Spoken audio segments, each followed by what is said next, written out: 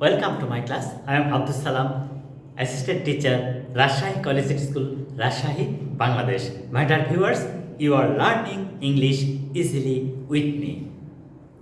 আমরা এর আগে তো অনেক ভিডিও করেছি যা আশা করি তোমাদের প্রত্যেককে ইংরেজিটা অত্যন্ত চমৎকার এবং সহজে শিখতে সাহায্য করবে। আজকে যে ভিডিওটা করব তা অত্যন্ত ইম্পর্টেন্ট এবং চমৎকার। শুধু একটা স্ট্রাকচার দিয়ে কিভাবে শত শত হাজার হাজার সেন্টেন্স লেখা যায় সেইটা নিয়ে আজকে আমরা কাজ করব। তাহলে দেখা যাক আজকে আমরা কিভাবে কাজটা শুরু করি। আজকের কাজ হলো ট্রান্সলেশন করছি কিভাবে ওয়ান্ট একটা verb, one plus to plus verb, এতে কিভাবে চমৎকার সেন্টেন্স লেখা যায়। ভার্বের সঙ্গে যখন বাংলাতে আমরা তো বাংলা থেকে ইংরেজি করছি, তাই না? বাংলা থেকে ইংরেজি করছি, তাহলে বাংলা বাক্যে যখন ভার্বের সাথে এই তে যুক্ত থাকবে তে, তাহলে ইংরেজিতে হবে টু প্লাস ভার্ব। সেটা কেমন? সে বলছে সে একজন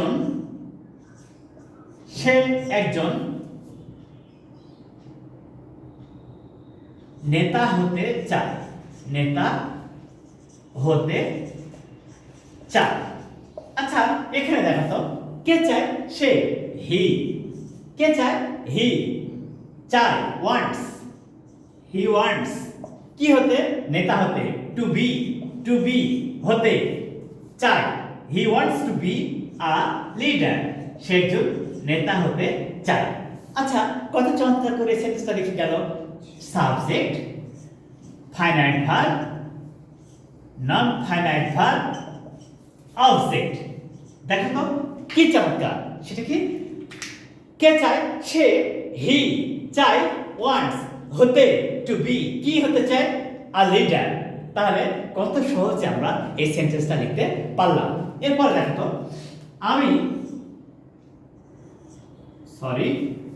আমি একটি কবিতা পড়তে চাই, কবিতা পড়তে চাই। দেখো তো কত সহজে আমরা এটা লিখতে পারবো। কি? কে চায়? আমি, আই চাই, আই ওয়ান্ট পড়তে, টু রিড কি পড়তে? A poem. দেখো তো কত চমৎকার করে এই কাজটা করা সম্ভব, কত চমৎকার করে এই কাজটা করা সম্ভব। সেটা কি? কে, আমি, সাবজেক্ট, চাই, verb, to read, to plus verb, কি? A poem, object. এবারে তোমরা কত সহজে লিখতে পারছো ভাবো তো। এই যে চাওয়া, কি হতে চাওয়া? কি করতে যাওয়া? খেলতে যাওয়া, বাইরে যাওয়া। আমি খেতে চাই, আমি বাইরে যেতে চাই, আমি টিভি দেখতে চাই, আমি মহান কিছু করতে চাই, আমি এই কাজটা করতে চাই। এই যে চাওয়া, এটা বোঝালে তখন হবে এই স্ট্রাকচার কি? One plus to plus verb plus extension বা অবজেক্ট থাকলে যা বসবে। তাহলে আমাদের সূত্র কি? আচ্ছা, একটা অ্যাসার্টিভ সেন্টেন্স বা স্টেটমেন্ট যখন আমরা লিখি তখন কি করি? প্রথমে কে দ্বারা প্রশ্ন করি। কে, যে কেউ হতে পারে, সে হবে সাবজেক্ট। যে কেউ হতে পারে, সে হবে সাবজেক্ট। তারপর চায়, এই চাওয়া তো ওয়ান্ট, সে যে কোনো সাবজেক্ট পরে বসবে। তবে সামান্য একটু পার্থক্য আছে। কি? সাবজেক্ট যদি third person singular number present tense হয় তাহলে ভার্বের সাথে এস বা ইএস যুক্ত হয়। Subject third person singular number present tense হলে ভার্বের সাথে এস বা ইএস যুক্ত হয়। কিন্তু সাবজেক্ট যদি ফার্স্ট পারসন, সেকেন্ড পারসন বা প্লুরাল নাম্বার হয়, ফার্স্ট পারসন, সেকেন্ড পারসন বা প্লুরাল নাম্বার হয়, তাহলে ভার্বের বেস ফর্ম হয়, তখন আর কোনো চেঞ্জ হয় না। তারপরে কি? ওই যে চায়, তাহলে ওয়ান্ট, আর থার্ড পারসন হলে ওয়ান্টস। এই টু বি হতে, এই যে বাংলাতে যখন হতে, পড়তে, দেখো এই তে আছে, এখানে তে আছে, এখানেও তে আছে। এই যখনই বাংলা বাক্যে ক্রিয়ার সাথে তে থাকবে, ইংরেজিতে এই যে টু প্লাস ভার্ব হয়। কত সহজ! ইংরেজিতে টু প্লাস ভার্ব হয়। এইভাবে আমরা চমৎকার সেন্টেন্স লিখতে পারবো। আমরা আরো উদাহরণ দিয়ে আরো অনেক সহজ করে লেখার অভ্যাস করব। তোমরা এই ভিডিওটা শুরু থেকে শেষ পর্যন্ত দেখবা এবং কত সহজে শুধু এই একটা স্ট্রাকচার ব্যবহার করে শত শত সেন্টেন্স লেখা যায় সেটা নিয়ে কাজ করবা। আশা করি এটা তোমাদের অনেক উপকারে আসবে। তাহারা একটি স্কুল প্রতিষ্ঠা করতে চায়। প্রতিষ্ঠা করতে চায়। এবারে দেখো তো, দেখে মনে হচ্ছে অনেক কঠিন, তাই না? কিন্তু ইংরেজি করব অত্যন্ত সহজে, যা তোমাদেরকে ইন্সপায়ার করবে এরকম সেন্টেন্স নিজে লেখা। কেমন সেটা? কে, তাহারা, দে, এই যে দে, চাই, ওয়ান্ট, দে ওয়ান্ট, কি চাই? স্কুল প্রতিষ্ঠা করতে, টু এস্টাবলিশ। কি? A school. They want to establish a school. দেখো তো কত সহজ। বাংলাটা কেমন একটা ব্যাপার হয়ে আছে, খেয়াল করে দেখো। কে এটা হচ্ছে সাবজেক্ট, কে এটা হচ্ছে এই সাবজেক্ট এই সেন্টেন্সে। দেখো ইংরেজিতে ভার্ব কোথায় আসে? ফাইনাইট ভার্বটা সাবজেক্টের পরে। আর বাংলাতে কি দেখো, ভার্ব কোথায় আছে? শেষে। বাংলাতে ভার্বটা আছে শেষে, কিন্তু নো, আমরা যখন এই সেন্টেন্সটাকে ইংরেজি করব চমৎকার ভাবে করব। সেটা কি? Subject plus verb plus object or extension. তাহলে আমরা কি শিখলাম? কে চায়? তারা, দে, চাই, ওয়ান্ট, কি? To establish. এই যে to plus verb, to plus verb. বাংলাতে যখন ভার্বের শেষে তে থাকবে, এই যে প্রতিষ্ঠা করতে, যখনই বাংলাতে কোনো ক্রিয়া শেষে টু প্লাস ভার্ব থাকবে, তখনই ইংরেজিতে টু প্লাস ভার্ব হবে। ইংরেজিতে টু প্লাস ভার্ব হবে। কি? A school. কি? A school. ওকে, এইভাবে আমরা সহজে লিখব। এবার দেখো, আম্মা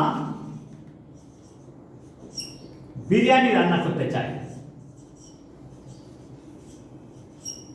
বিরিয়ানি রান্না করতে চান। এবারে করতে, তাহলে কে কে করবে সেটা? আম্মা। তাহলে মাদার চান, ওয়ান্টস। মাদার ওয়ান্টস কি? To cook. Mother wants to cook কি? বিরিয়ানি। দেখো তো কত সহজে তোমরা এভাবে এই যে চাওয়া, চাইতে, যাইতে, খাইতে, খেলতে, পড়তে, লিখতে, এই ভাষাটাকে চমৎকার করে ইংরেজিতে ট্রান্সলেশন করতে কিছুই লাগবে না। শুধু এইটুকু মনে রাখতে হবে, কে সাবজেক্ট, উনি আসবেন সামনে, মাদার, চান, এই যে ওয়ান্টস, তারপরে টু প্লাস ভার্ব হবে, তারপরে অবজেক্ট অর এক্সটেনশন। আমরা আরো দু একটা সেন্টেন্স উদাহরণ দিয়ে এটাকে আরো চমৎকারভাবে প্রতিষ্ঠা করব যে কিভাবে। আসল কথা, একটা স্ট্রাকচার ব্যবহার করে তোমরা শত শত সেন্টেন্স লিখতে চাইবে এবং বলতে পারবে। এইটাই আমাদের মূল উদ্দেশ্য আজকের ভিডিওটা। আজকের ভিডিওর টার্গেটই হচ্ছে তোমাকে হেল্প করা, কিভাবে তুমি চমৎকারভাবে এই একটা স্ট্রাকচার ব্যবহার করে লিখতে পারো। দেখো তো, তুমি একজন কবি হতে চাও। কবি হতে চাও। দেখো কত চমৎকার কথা। কে? তুমি, ইউ। চাও, ওয়ান্ট। ইউ ওয়ান্ট, কি চাও? টু বি, হতে। টু বি, হতে। You subject, want verb, to be non finite verb. কি হতে চাও? কবি। A poet. এবার বলো তো, এটা কি আসলে কঠিন মনে হচ্ছে? নো, একদম সহজ। এটা একদম সহজ এবং সুন্দর। সে একটি ছবি আঁকতে চায়। সে একটি ছবি আঁকতে চায়। সে একটি ছবি আঁকতে চায়। কে? সে।